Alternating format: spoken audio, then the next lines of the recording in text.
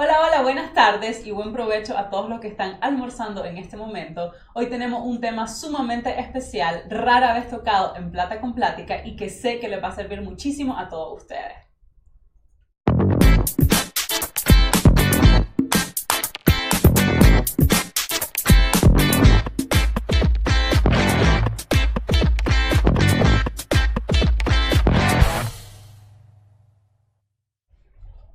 Y antes de entrar de lleno a la plática y con nuestro invitado de hoy, voy a contestar la pregunta de la semana, que en realidad yo creo que es más como la pregunta del año, la pregunta de los 10 años, de todo el tiempo, y es cómo mantener unas finanzas sanas y separadas, personales, de tu negocio. Yo sé que emprender es una de esas metas que muchas personas tienen y que probablemente año con año te estás poniendo, pero manejar las finanzas separadas de tu negocio es una de las cosas primordiales que vos tenés que hacer si querés que tenga éxito tanto el emprendimiento como tu vida personal. Yo siempre digo que no importa qué tan bueno sea tu negocio ni qué tan bueno sea vos vendiendo, no hay un negocio que aguante una mala administración. Eso quiere decir que si vos estás mezclando tu dinero con el dinero de la empresa, están sucediendo dos cosas. La primera de esas cosas es que estás chupando literalmente todo el recurso que entra a tu emprendimiento y por lo tanto no vas a poder crecer. Y número dos, ¿qué ocurre? Es que vos como persona dentro de tu vida personal no vas a tener un orden. ¿Por qué? Porque no sabes cuánto dinero vas a tener, con cuánto vas a contar, ni cuándo va a llegar ese dinero. Entonces la pregunta del $1.000.000 es ¿cómo hago para mantener eso separado? Es una respuesta sencilla de decir, no tan sencilla de hacer, y esa respuesta es fijándote un salario. Si me estás viendo y lo primero que estás pensando es imposible, no hay manera que mi negocio me pague un salario, yo te quiero decir que si lo único que vos haces es trabajar en tu negocio, vos ya estás viviendo de tu negocio. La única diferencia es que lo estás haciendo de una manera desordenada. Entonces, una manera fácil, ¿verdad? Si nunca lo has hecho, es tu primera vez fijándote un salario, una manera fácil de realizarlo es la siguiente. Primero, hablando mensualmente, primero vas a agarrar todas tus ventas, todo lo que vos vendés independientemente si es un producto, si es un servicio, lo que sea. Y a eso le vas a restar todos tus costos y todos tus gastos. Lo que te queda, si sabes algo de finanzas, son tus utilidades, perfecto, de la empresa, ¿verdad? Ok, ahora a esas utilidades vos las vas a dividir. Vas a agarrar el 20% como un fondo de emergencia para tu negocio. ¿Por qué? Porque estoy segura que sabes que no todos los meses vas a tener las mismas ventas. Entonces es importante que vayas dejando ahí tu colchoncito para cuando tenga épocas de vacas flacas. Ese es el primer 20%. El segundo 20% lo vas a ocupar para reinvertir en tu negocio. ¿Por qué? Porque si luego quieres contratar a más personal, quieres tener una nueva sucursal, quieres comprar algún equipo, qué sé yo, quieres invertir de alguna manera en tu empresa y todo te lo estás comiendo, pues no vas a poder crecer. Y el 60% restante debería de ser tu salario. Ahora, esto no es una bola de hierro, ni está escrito en piedra, ni es la única manera de hacerlo. Es una manera sencilla de distribuirlo si nunca lo has hecho, pero vos perfectamente podés jugar con esa variable. Lo ideal siempre es que te fijes cuál es el nivel de vida que vos tenés, cuáles son las deudas que tenés que pagar, cuáles son las responsabilidades que tenés y que te fijes un salario que cumpla con dos cosas. Número uno, que vos podás vivir con eso perfectamente, porque si quieres pasarte de austero y decir, ay, con 5,000 pesos tengo suficiente y vos necesitas 10,000 para vivir, pues vas a seguir chupándole a tu negocio de todas maneras. Y número dos, que tampoco te querrás dar la gran vida de millonario, ¿verdad? Y de decir, bueno, ahora como es mi negocio, me voy a fijar un salario de $10,000 porque probablemente tu negocio no te lo va a poder dar. Entonces, como todo en la vida necesitamos un balance, probablemente con el tiempo y a medida que tu negocio vaya creciendo, pues también tu ingreso podrá ir creciendo. Así que ahí tenés la respuesta a la pregunta de la semana. Los gastos hormigas son todos esos pequeños gastos que vamos haciendo a lo largo del día y de todos los días sin percatarnos, pero que al sumarlos a través del tiempo llegan a formar una cantidad de dinero bastante respetable que pudimos haber ahorrado o invertido. Justice no sabe cuánto dinero gasta mensualmente comprando chips y bebidas que no están en su presupuesto. Mira este cuadro.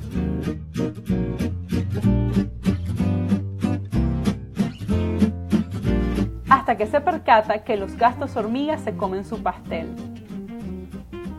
¿Y vos estás dispuesto a llevar un mejor control de tus gastos hormigas? Echale números.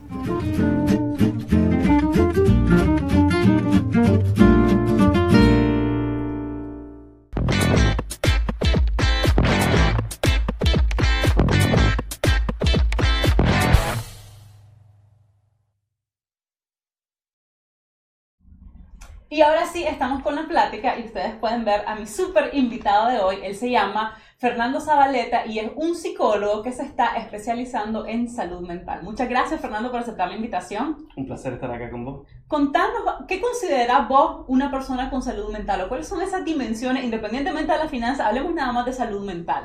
Bueno, para empezar, es bueno iniciar con la definición de salud mental. Okay. Se define la salud mental como un estado de bienestar, principalmente una persona que es consciente de sus capacidades, puede ser productiva y puede aportar a su comunidad. También una persona, pero a mí no me gusta tanto esa definición, me gusta más un poquito más verlo como las dimensiones del bienestar. Okay. Dentro de las cuales está el bienestar espiritual, bienestar ambiental, bienestar social, físico y el financiero, que es uno de ellos. Sabemos que el financiero es muy importante en nuestras vidas y más cuando estamos viviendo de manera independiente, cuando estamos generando nuestros propios ingresos, etc., ¿no? Algo que también es importante resaltar es que 1 de cada 4 personas a lo largo de su vida puede padecer un trastorno de salud mental. Se puede manifestar como un estrés postraumático, depresión, ansiedad y normalmente lo que lo desencadena es una situación estresante. Hablando en relación a lo que tiene que ver con la dimensión financiera, las situaciones estresantes como las deudas o los problemas financieros presentan estos como detonantes. De acuerdo. Para que suceda. De acuerdo. A mí este tema me encanta y yo decía al comienzo, ¿verdad? Es un tema que rara vez hemos tocado en Plata con Plática, pues porque yo soy financiera, no soy psicóloga, pero definitivamente van de la mano y una de las cosas que yo siempre digo es que sumar y restar es fácil. Es más, todos, vos y yo y todos los que nos están viendo, estoy segura que saben sumar y restar y que saben llegar a 100 y que saben que si ganan 100 pesos, pues no deberían de gastar más de 100 pesos. Eso es sencillo. Sin embargo, en el día a día, la mayoría de las personas nos comportamos de una manera diferente y si ganamos 100 pesos, pues gastamos 105, 110, 120 o 200 pesos. Entonces, ahí es donde entra lo emocional, ¿verdad? Y ahí donde las finanzas pues van súper de la mano de la psicología. Entonces, me gustaría que habláramos un poquito, ¿qué has encontrado vos? ¿Cómo afectan los problemas financieros? Y no quiero hablar nada más de deudas, porque problemas financieros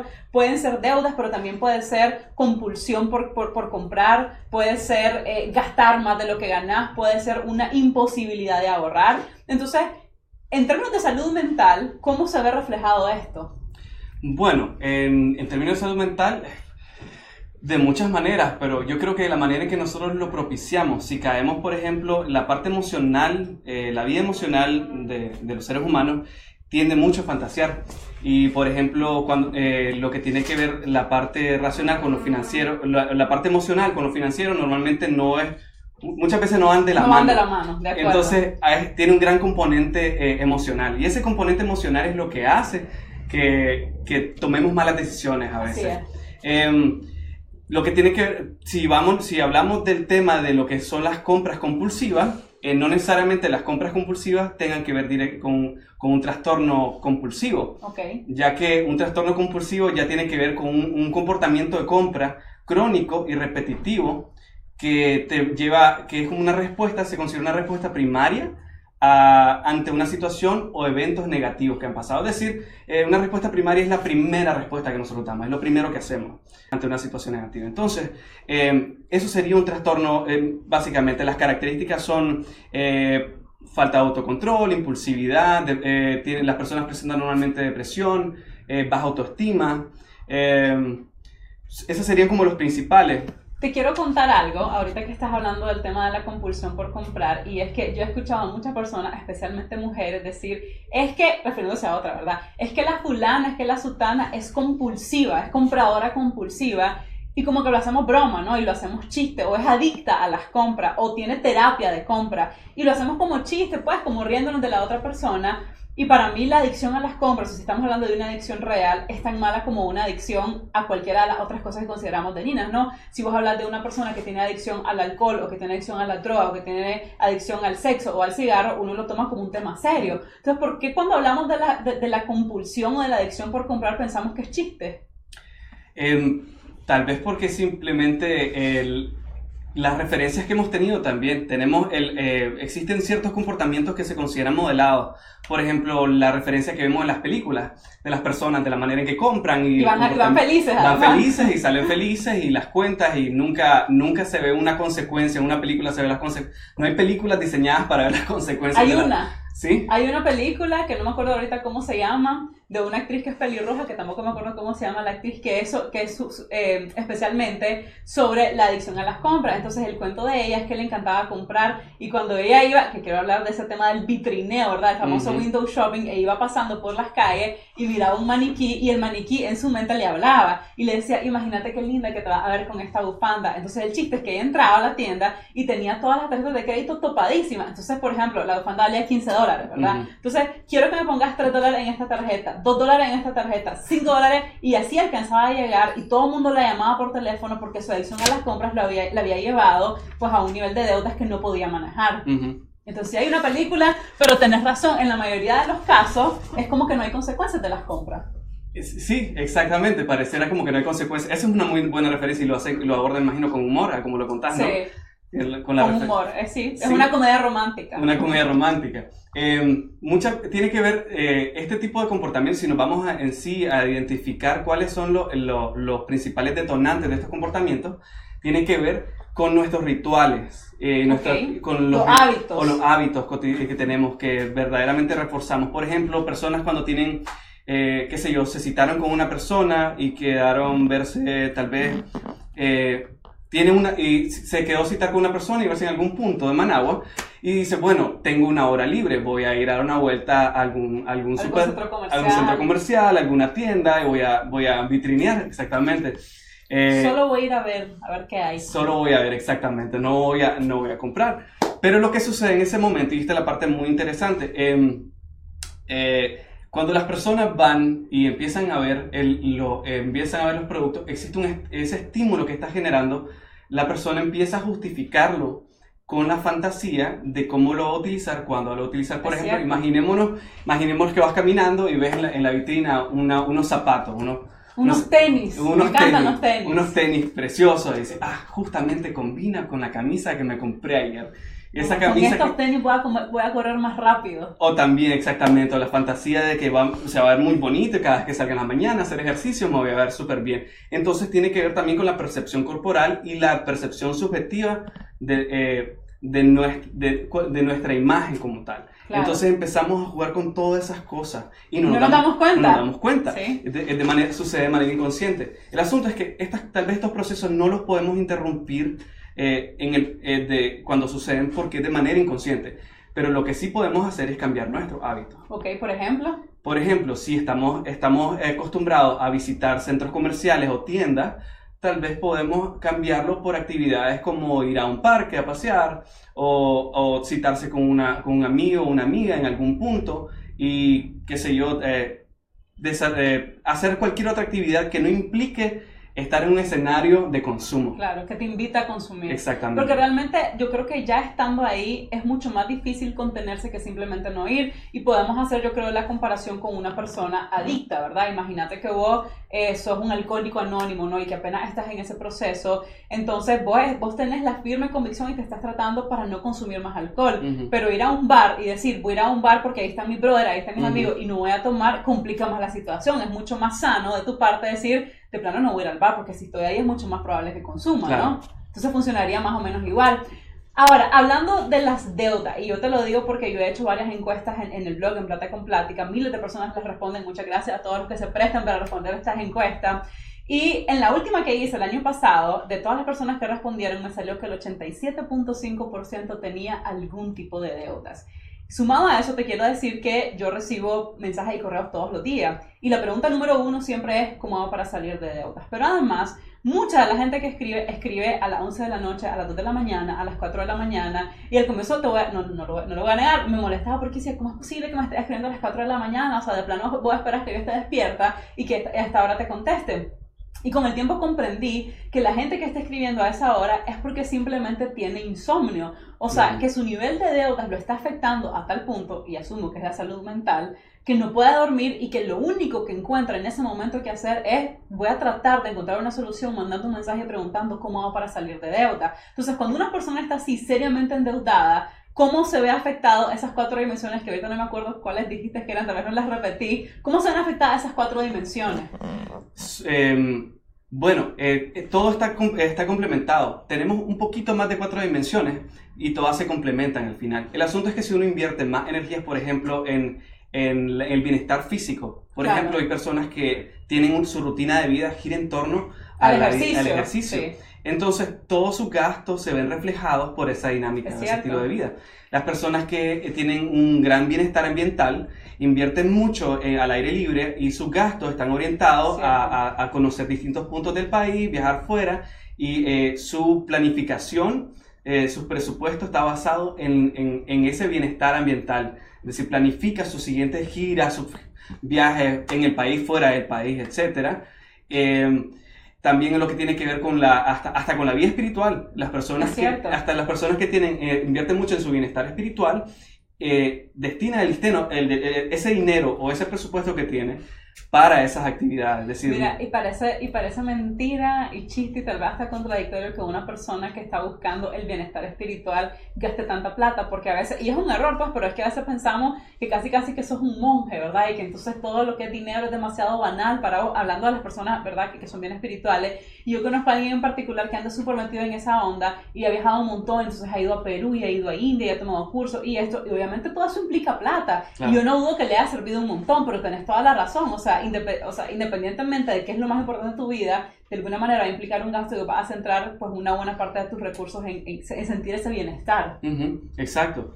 El asunto es cómo generamos un balance, y a la hora de hacer un balance sé que no es muy fácil, ya que todos tenemos, hasta en cierta etapa de la vida, todos tenemos deudas que pagar, tenemos un hogar que sostener y tenemos sueños por cumplir. Y toda esa dinámica muchas veces sucede al mismo tiempo. Y donde viene la frustración, porque no suceden las cosas de manera inmediata. No pasa cuando nosotros queremos. Entonces tal vez empezar a cambiar un poco esa visión de la vida y el cumplimiento de nuestras propias metas. Y ser un poquito más realista y tener como más congruencia y pensar con mayor claridad. Ok, ¿y cómo se hace? Discúlpame, no les he dicho, muchachos, por si son nuevos acá, si alguien tiene una duda, un comentario, algo que quiere compartir, una pregunta que le pueden hacer ahorita gratis a Fernando, no tienen que ir a pagar su cita con el psicólogo, por favor nos dejan en los comentarios que al final vamos a estar respondiendo y puedes continuar. Por ejemplo, cuando pensamos un detalle muy importante es cuando pensamos pensamos a corto plazo. Okay. Cuando pensamos a corto plazo queremos ver resultados inmediatos y normalmente no todo lo que nosotros queremos suceda como lo planeamos. Y lo que nos lleva a la frustración, nos puede llevar a la depresión, a la ansiedad, nos expone a nosotros a sacrificar nuestra salud mental por no estar de alguna manera bien organizados con nuestras metas. Okay. Muchas veces, dependiendo si somos padres o madres o tenemos algún compromiso más allá de la familia, o si algunos otros miembros fuera del núcleo familiar dependen de nosotros, existe esa gran responsabilidad que a veces las personas deciden desplazar un poco sus sueños o postergarlos o a veces anularlos simplemente porque creen que este es un compromiso de por vida. Okay. Y no ven el posible cambio, puede decir, el dinamismo de las cosas. Entonces lo mejor en este tipo de casos es pensar a largo plazo. ¿Por qué pensar a largo plazo? Porque si uno piensa a largo plazo puede disfrutar más su presente. Por ejemplo, si yo tomé una decisión y yo quiero tener una empresa de zapatos. Okay. Dentro de aquí a 10 años yo voy a vivir de ello y voy a tener mínimo unas 4 sucursales. Okay. 4 sucursales de mi tienda de zapatos. Entonces, si yo vengo y yo tomé esa decisión hoy, yo de ahora en adelante, yo sé que yo no voy a estar tomando decisiones apresuradas porque yo ya voy con calma. Yo voy tranquilo. Yo ahora disfruto mi día a día, los retos que se van presentando y voy disfrutando el proceso. También me permite motivarme y también me permite relajarme porque voy a mi ritmo. El problema también con eso es que a veces queremos un montón de cosas. Entonces, tiene completo sentido lo que me decís, ¿verdad? O sea, estoy enfocada en esta tienda de zapatos que voy a tener 4 sucursales, que de qué año voy a vivir de ella.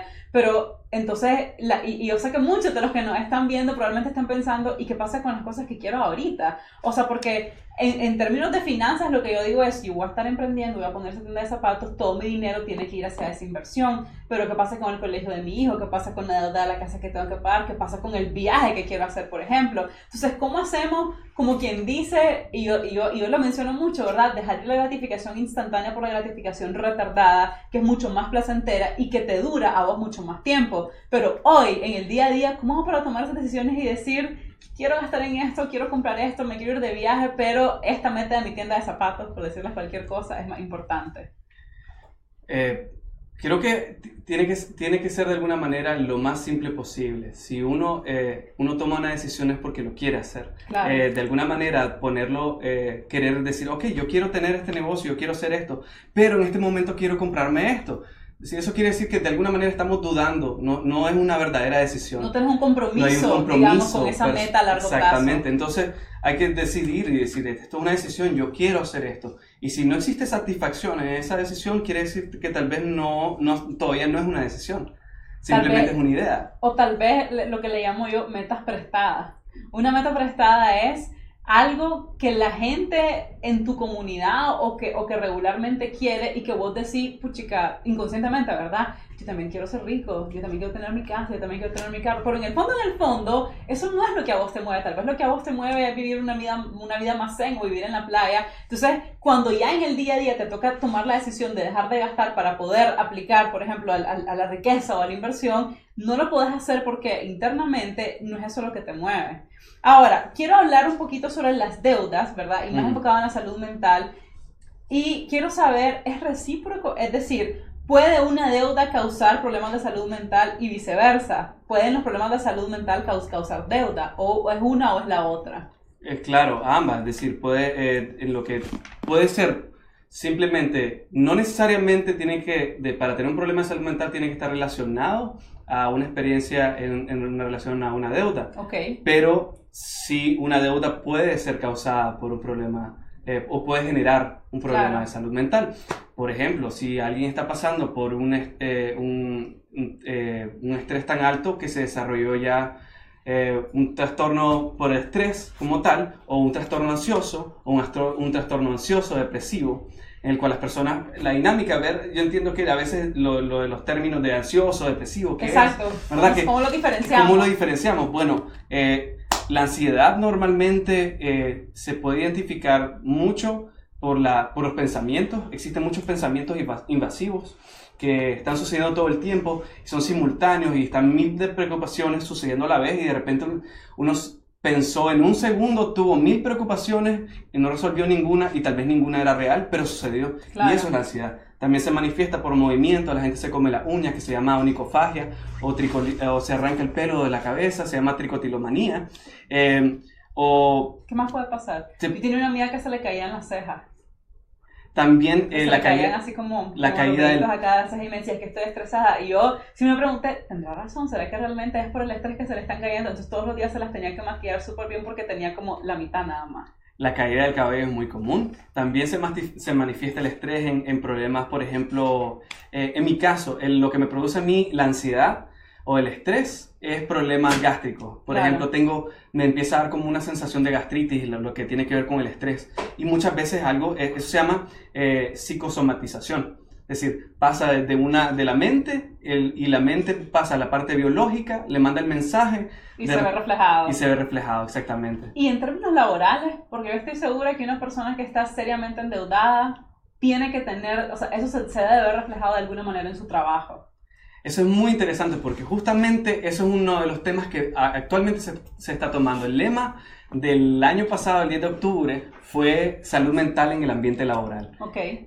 Tiene que ver con que exista un poquito más de compañerismo, crear un poco más de conciencia de salud mental, de que las personas sepan cómo acercarse y saber abordar a una persona que esté estresada, un compañero de trabajo. También saber diferenciar, ¿verdad? Que el trabajo Y la vida, no necesariamente uno, como dice muy comúnmente, uno no vive para trabajar, Así trabaja es. para vivir. Así es. Y esa es la idea, pero normalmente no sucede así. En muchos trabajos lo que sucede es que las personas dedican más de si trabaja 8 horas al día, termina su trabajo en la oficina y luego continúa trabajando en su casa. Sí. Y a veces no... O por lo menos en la cabeza. O Por la- lo menos, o sea, si no estás tal vez trabajando de verdad en la computadora o lo que sea, andas el problema aquí y lo andas ahí presente, entonces aunque no estés resolviéndolo, te está ocupando tu espacio personal. Ujú.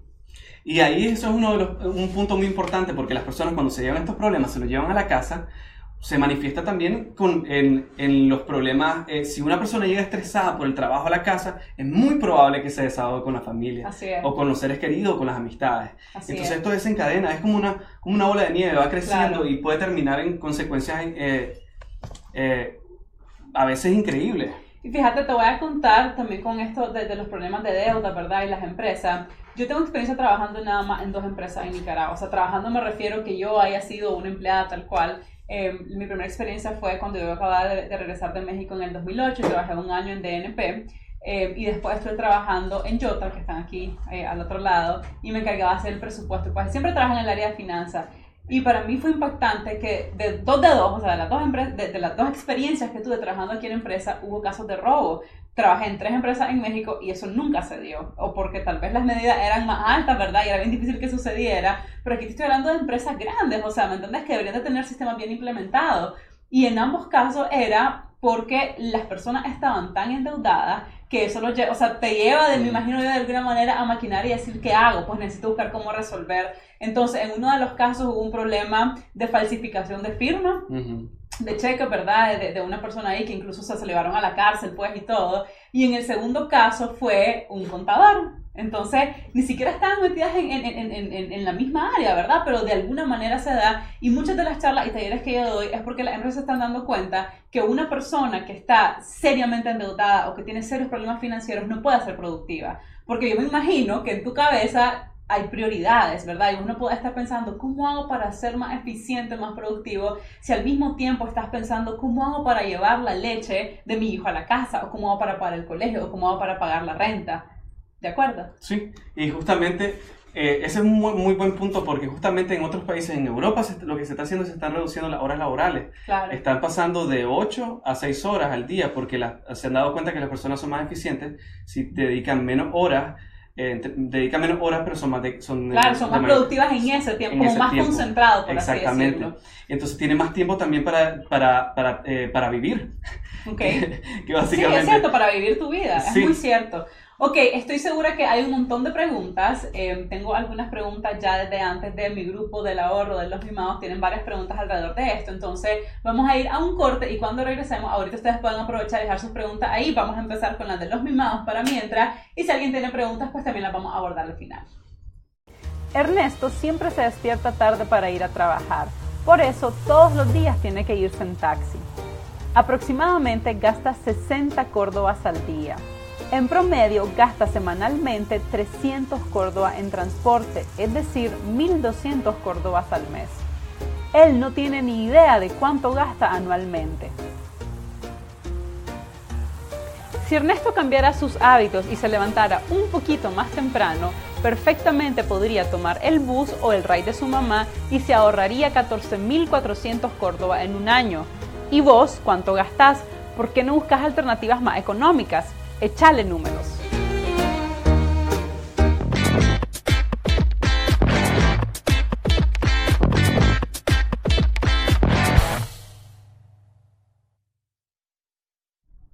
Ok, pregunta número 1 de la mimada Gemma Centeno Hernández. ¿Cómo controlar los impulsos por comprar? Bueno, como lo mencionábamos antes, tiene que ver con los hábitos que tenemos, ¿no? Tenemos ciertos hábitos de visitar centros comerciales, tiendas, en tiempos libres o simplemente como algo como recreación. Recreación, como para relajarse. Entonces estas excusas nos llevan a, obviamente nos estamos exponiendo a caer en una situación de que básicamente estamos diciendo no quiero comprar, pero voy a ir a ver y quiero no, sí me encanta, pero no puedo, pero lo voy a comprar. Yo sé que después lo voy a poder pagar. Exacto. Si solo, creo que esta también lo puedo sumar. Entonces empezamos a generar estas disonancias cognitivas que son como dos mensajes contradictorios y nosotros nos convencemos de que que lo que queremos es lo mejor. Es lo mejor, exactamente. Okay. ¿Cómo lo podemos evitar? Cambiamos nuestras rutinas. Por ejemplo, si acostumbramos a hacer eso, ir a parques, ahora creo que hay más opciones. Hay bastantes parques. Se puede utilizar mucho los espacios. Y recordemos también que Managua en particular está diseñada para el consumo. Es una ciudad que no tiene suficientes aceras como para caminar. No se puede ni caminar. Todavía hacen falta una gran cantidad de semáforos peatonales. Las nuevas opciones que hay, por ejemplo, están como una manera de empezar a evitar este tipo de deudas es tener un poco más de actividad, como actividad física. Por ejemplo, el ciclismo, algo que se está promoviendo bastante ahora.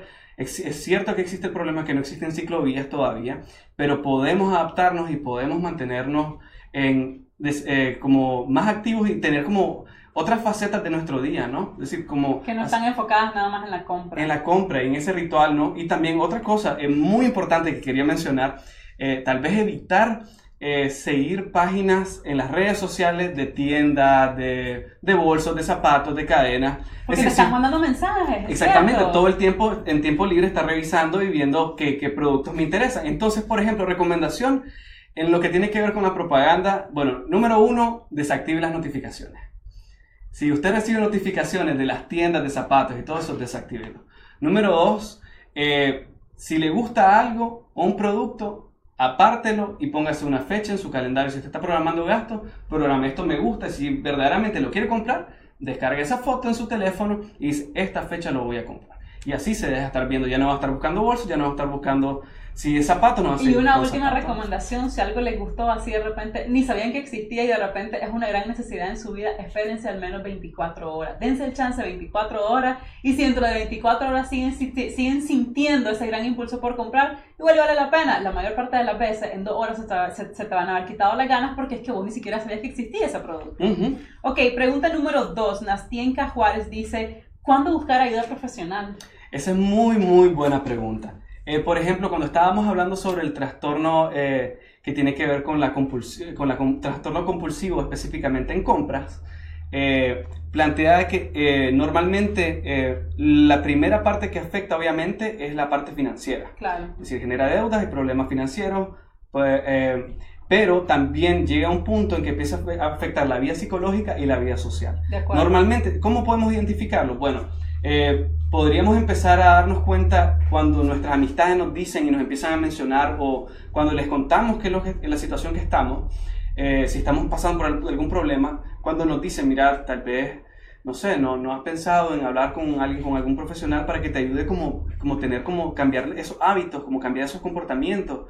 Porque te puedo decir, yo te puedo ayudar, yo te puedo aconsejar y te puedo decir lo que yo haría, pero no te lo puedo decir de una manera como un profesional. Claro. Entonces, tal vez, como de la misma manera que uno hace su presupuesto, en la psicología funciona la terapia, funciona de la misma manera. Como funciona uno que se presupuesta y planifica lo que va a hacer, de la misma manera en la terapia, uno empieza a planificar cómo va a empezar a cambiar estos hábitos y estos comportamientos. Ok, pero la pregunta es, ¿cómo sabes ese momento? ¿Cómo sabes ese momento? Podemos... lo primero es cuando nosotros nos damos cuenta, de alguna manera sentimos que algo no está bien. Empezamos a notar de que o nos irritamos más o sentimos deprimidos. En este caso, lo que tiene que ver con las compras y con la ansiedad, tiene que ver mucho con la depresión y con el autoestima. Si tenemos muchas ideas invasivas de que necesitamos algún objeto que nos ayude a dar mayor valor a nuestra persona, ahí hay un problema. Y ahí necesitaríamos ayuda. Ok. Yadira Malespín, que por cierto, hoy probamos el queso, las cajetas y todo lo que nos regaló el martes en la charla de Anco La Piste. Muchísimas gracias, Yadira, estaba divino todo. Aceptó regalos de todo el mundo, por supuesto, cuando su corazón se los mande. Yadira dice, ¿existe relación fisiológica entre mediadores neuronales y el impulso de gastar impulsivamente y sin medida? Sí, pero no necesariamente. Sí hay una relación neurológica, obviamente, porque nuestro cerebro, aunque sea meramente biológico, el sistema neuronal está compuesto por carne y electricidad, básicamente. Pero muchas veces las personas confunden el asunto con si el cerebro funciona como, por ejemplo, muchos conocen lo que son los neurotransmisores, que son la serotonina, la dopamina, etc. En este caso, encontré una investigación muy interesante sobre el tema y que el estudio se llama un estudio neurológico sobre el comportamiento compulsivo en compras, en el cual plantea básicamente de que no se debe a los neurotransmisores, sino se debe a regiones específicas del cerebro. Y estas regiones específicas se llama núcleo accumbens y la otra se llama corteza insular. El núcleo accumbens es la que nos genera cierta sensación de recompensa. Esa sensación de que nosotros a la hora que estamos viendo un producto o lo vamos a comprar o estamos en la tienda y lo compramos, esa región y ese conjunto de neuronas se activa. Eso es como el me lo merezco. Algo así, exactamente. Es como que yo me merezco, después de todo lo que trabajo, o sea, yo me merezco comprarme esta camisa, por decir algo. O refuerza la idea de cuando lo vayas a ocupar. Decir, así me voy a sentir. Me siento voy a ver bella cuando me ponga esa camisa. Exactamente. Y está en la otra área que se llama corteza insular. Esta básicamente, cuando se dieron cuenta que esta más bien en vez de encenderse, se apaga, que es la que tiene que ver con la que nos genera como es como el alto, la que nos dice el alto. Entonces se apaga, básicamente. Entonces, está difícil. Sí, es difícil, pero el asunto es si la pregunta en el tema neurológico, sí se debe a una actividad neurológica, no se debe específicamente a un neurotransmisor, se debe más que todo a regiones cerebrales. Ok. Gladys Quintanilla Cárdenas dice, ¿de qué manera podemos evitar la ansiedad de saber que tenemos deudas y queremos comprar cosas que no están a nuestro alcance? O sea, eso es como decir, tengo deudas, no debería comprar esto, pero me da ansiedad, pues me lo quiero comprar. ¿Qué te decís a vos mismo? Bueno, uno que se dice, primero que todo, respirar profundamente. Porque eso es una señal clara de ansiedad. Clarísimo. Cuando no estás respirando bien, que estás respirando súper rápido. Más que todo cuando vienen esas ideas. Los identificamos y lo vamos a empezar a identificar con ideas. Por ejemplo, entonces tal vez podemos practicar un pequeño ejercicio ahorita aprovechando. Enfocado a él, por favor, que es el que nos enseña esta respiración, cómo se hace. Entonces, bueno. Y si ustedes están ahí, no importa que si están en sus trabajos o en sus casas, tómense un minutito para aprender a respirar. Súper básico, bien importante. Dale, Fernando. Entonces, hagámoslo juntos y juntas. Entonces, este ejercicio tiene que ser parte de su rutina diaria. Cada vez que usted sienta que se está sintiendo ansiosa, se está sintiendo depresiva, siente que de alguna manera tiene pensamientos invasivos, algún pensamiento que le haga sentir como que negativo en su mente, cualquier cosa que le cause una sensación desagradable, respire profundamente. Vamos a inhalar y exhalar. Cuando usted se vaya a acostar y vaya a su cama, haga este ejercicio hasta el punto que se quede dormido o dormida. Eso le va a ayudar a conciliar el sueño, va a dormir mejor. Cada vez que usted respira profundamente, usted está llevando oxígeno a la sangre, ese oxígeno va al cerebro y hace que las venas del cerebro se relajen y usted duerma. Básicamente, ese es un ejercicio que le va a permitir a cualquier persona a sentirse mejor. Es muy simple, no cuesta un peso. De acuerdo. Y le va a permitir tener una mejor calidad de vida. Yo le voy a decir que yo he estado practicando la respiración y me cuesta un montón. Estoy tomando unas sesiones de coaching con José Bolaños, pues él es un coach súper bueno y me ha ayudado mucho. Y una de las cosas que siempre me dice, yo vivo una vida súper acelerada. No digo que sea bueno, todo lo contrario, una de las cosas que estoy tratando de cambiar. Y hasta la manera en cómo hablo y me dice, a 1000 por hora, bájale el tono de voz, Entonces me dice, sentate, tranquila y respira. Y cuando empiezo a respirar me doy cuenta que prácticamente no estoy respirando. O sea, que yo hablo tan rápido que digo 5000 palabras de una vez y después como medio respiro y ya. Y realmente cuando vos te sentás y empezás a respirar e inhalar, mantenés la respiración, después volvés a exhalar, sentís hasta que el corazón como que disminuye, los pensamientos empiezan a fluir mejor. Así que es gratis, es fácil, respiren por amor a Dios. Ok, esas eran las preguntas de los mimados. Si alguien más tiene preguntas que he dejado en este momento, las vamos a ver en pantalla. Ok, perfecto. Dice Arlene Narváez, a veces ni duermo de las deudas, pero no puedo dejar de ocupar tarjetas. Las pagamos en su totalidad y nos volvemos a endeudar. ¿Cómo dejar de usarlas? Mi respuesta financiera sencilla sería cancelar sus tarjetas de crédito, pero estoy segura que psicológicamente tiene que haber algo mejor. Bueno, lo primero, muchas veces este tipo de el no poder dormir quiere decir que de alguna manera usted no ha exteriorizado esos problemas. Una recomendación es compartirlo. Y bueno, primer paso, no evadir la deuda, aceptarlo. Tiene un problema financiero, acéptelo. Ok, ese es el primer paso. Al identificar el problema, estamos acercándonos a la solución. Siempre. Siempre que tengamos claro los problemas que nos afectan, nos acercan a una solución. Otra cosa que puede hacer, hablar con alguien de confianza, no lo haga en su casa, para si tiene miembros de familia, o si vive sola o solo, puede ocupar su espacio personal. Si vive con otros miembros de la familia, tal vez elija otro lugar. En este caso, lo que puede ocupar, como habíamos mencionado, los parques. También. Los parques. Si no quiere gastar más, pues en un cafecito ni nada. Exactamente, para evitar también ese ciclo de que todo lo que se hace, que hasta para platicar uno tiene que gastar. Y eso o comer. Exacto. También vas a una fiesta y todo está rodeado de comida y gastos. Sí.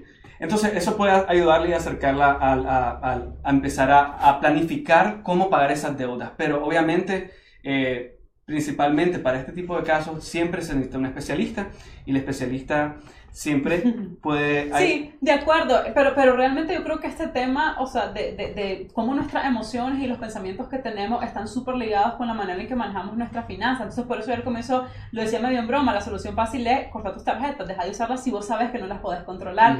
El sábado va a salir un podcast que justamente fue con José, y estuvimos hoy hablando justamente sobre eso, y él usa una palabra que me encanta, que es hackear. Entonces, el hackeo es cómo vos haces algo que tal vez no querés hacer. Entonces, en este caso, si vos ya sabes que tenés deuda y sabes que cada vez que tenés tarjeta en tus manos la vas a usar y te vas a volver a endeudar, un hackeo sencillo es dejar de usarlas, cortarlas. Y mucha gente se siente como, y tal vez hasta da ansiedad decir, ¿cómo me voy a quedar sin tarjetas? ¿Qué pasa si algo me pasa?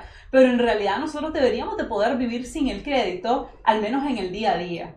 Ok, ¿hay más preguntas?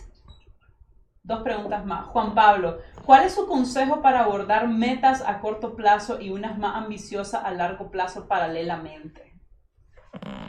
Bueno, para abordar las metas a corto plazo, volverlas parte del plan a largo plazo. Y luego las metas a largo plazo, dividirlas en etapas. Pero básicamente normalmente tenemos metas muy grandes en que queremos cumplir. Y esas metas nos pueden llevar a lo que queremos o nos pueden acercar. Entonces, cuando hablamos de metas a corto plazo, depende. Esas metas a corto plazo tienen que ver con el mismo proyecto que estás pensando a largo plazo, en realidad, o son múltiples proyectos, son separados, son cosas distintas. Entonces, aclarar más o menos. Una meta puede ser a largo plazo, decir, de ahora en adelante voy a concentrarme en mi bienestar y voy a conseguirlo. Quiero tener bienestar financiero o quiero salir de deuda. Mi bienestar es estar tranquilo o estar tranquila, tener paz, poder dormir en las noches, que no tener problemas de salud relacionados a las deudas. Pero para dividirlo, dependiendo, si estas metas a corto plazo son parte de un gran proyecto, simplemente empezar a vivirlo por etapas. Y si no, tal vez habría que preguntarnos qué es más importante. Porque también una cosa que yo he visto en muchas personas es que a veces queremos como lo mejor de todo, pero tampoco estamos dispuestos a hacer ningún sacrificio. Y la gente lo ve como chiste, ¿verdad? Pero yo digo, por ejemplo, quiero tener medidas 90, 60, 90, pero va a levantarme a las 4 de la mañana a hacer ejercicio, va a tomar 2 litros de agua y va a comer frutas y verduras. Entonces es como si quieres tener todo el buen resultado, pero no estás dispuesto a hacer el trabajo. Entonces creo que va por ahí. Y una última pregunta, porque nos estamos quedando sin tiempo. ¿Cómo ayudar a alguien cuya salud mental no le ayuda en sus finanzas porque ha sido un patrón que ha traído por años, lo ha aprendido en el entorno familiar en el que creció? Muy interesante. Eso es muy cierto. Muchas veces son cosas que heredamos en la familia. Nosotros estamos básicamente transmitiendo eso como que no. Por ejemplo, usted mi hija, usted no puede andar con nada barato. O usted, hijo, usted no puede ocupar zapatos. ¿Cómo va a ocupar zapatos que no son de ninguna marca o de segunda mano? Es decir, esos mensajes desde que la relación de la autoestima con lo que uno carga, con el objeto y el sujeto, ¿verdad? Con la persona, cómo nosotros le damos valor al objeto sobre nuestra persona. Eso obviamente afecta, es algo que tenemos que romper. Si nosotros crecimos con esos patrones, tenemos que saber identificarlos y trabajarlos. Eso tiene que ver mucho con la autoestima. Pero, ¿cómo ayudar a la persona? Eso es algo muy interesante y tiene que ver mucho como las personas, nadie está preparado para ayudar a una persona con una crisis financiera. Sí.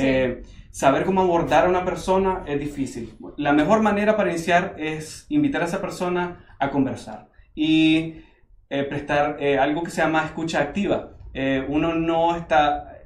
hacer la diferencia entre escuchar porque está esperando que le den el espacio para empezar a hablar y la escucha activa como tal sería empezar básicamente a escuchar lo que dice la persona y a responder a ello. Por ejemplo, me está diciendo, mira, yo últimamente no puedo dormir, todas las noches estoy pensando justamente en que esta tarjeta no la he pagado y no la he pagado. Entonces, la escucha activa es decir, no puedes dormir, has tenido problemas, tenés problemas de sueño. Entonces, la escucha activa nos permite a nosotros poder ayudar a la persona y que sienta verdaderamente que nosotros escuchamos. Estamos desarrollando empatía, estamos desarrollando cercanía y estamos permitiendo que la persona se desahogue, que es lo más importante. El asunto con las deudas es el estrés, la ansiedad y todos los derivados que suceden por estas mismas tienen que ver con un aspecto psicológico y emocional. Entonces, abordemos del tema emocional, permitamos que las personas se desahoguen. Y yo tal vez agregaría, porque a veces es fácil, es difícil hablar de temas de dinero porque precisamente tal vez en el entorno familiar nunca se tocó el tema. Entonces yo he tenido muchas personas, por ejemplo, de hijos a padres o de esposo a esposa, de esposa a esposo, que dicen, es que fulano no quiere hacer tal cosa, es que no entiende que tiene que soltar la tarjeta, es que no entiende que tal cosa, y como que de cierta manera queremos imponer lo que nosotros pensamos. Entonces yo lo que sugiero es, ¿querés hablar de dinero con esa persona? Empezá por hablar vos. Entonces la escucha activa es súper importante cuando la otra persona está hablando, pero yo creo que para iniciar a hablar, si nunca has tocado ese tema y tal vez esa persona se siente incluso temerosa de tocarlo, yo creo que es válido que uno empiece por uno mismo. Y yo te diga, Fernando, tal vez yo veo que vos tenés un problema, ¿verdad? Pero en lugar de empezar a cuestionarte a vos y de señalarte, decir, es que vos y tu tarjeta, tal vez te puedo decir yo, mira, fíjate que yo cuando tenía mi tarjeta te quiero contar tal y tal cosa. Y yo creo que es mucho más viable que una persona se abra si vos ya tocaste el tema antes y te abriste con esa persona que si simplemente llegas ahí como a querer cuestionar. Exacto, compartiendo. Uno comparte experiencias y eso ayuda a que la otra persona comparta su experiencia. Exacto. Bueno, chicos, hemos llegado al final de este Plata con Plática Live. Muchísimas gracias, Fernando. Estoy segura que yo aprendí un montón y eso que me dedico a esto. Así que asumo que ustedes también aprendieron muchísimo. Si van a ver el Plata con Plática Live, pues ya no live, sino después, igual pueden dejar ahí sus preguntas y yo voy a estar molestando a Fernando para que les ayude a responder las dudas que tienen. Nos vemos la próxima semana.